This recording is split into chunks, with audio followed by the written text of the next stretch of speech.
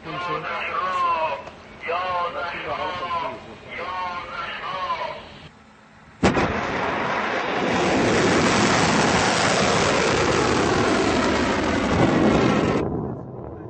موشک دو مرحله‌ای از نوع سوخت جامد مرکب است که تمام مسیر پروازی که توسط دانشمندان صنعت هوافضای کشورمان از قبل پیش‌بینی و طراحی شده بود با موفقیت طی کرد. با شلیک این موشک از لانچر پرتاب ابتدا موتور مرحله اول روشن شد و طی اون زمانی که پیش بینی شده بود در واقع جدایش از مرحله دوم انجام شد در ارتفاع مورد نظر.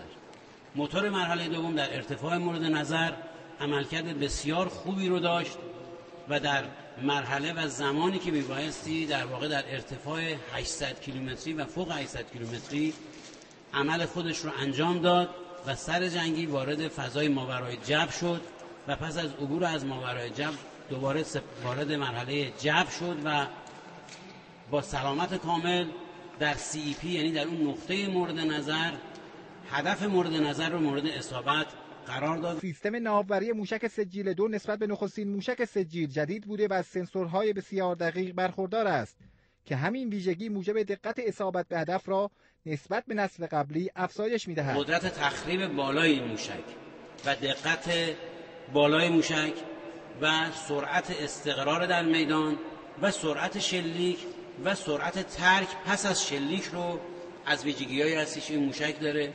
سهولت تولید و بومی بودن دانش طراحی و ساخت این موشک از دیگر ویژگی‌های سجیل 2. دانشمندان ما در صنعت هوافضا با طراحی 100% داخلی و بومی توانستن این موشک رو تولید بکنن که نظیر در جهان نداره.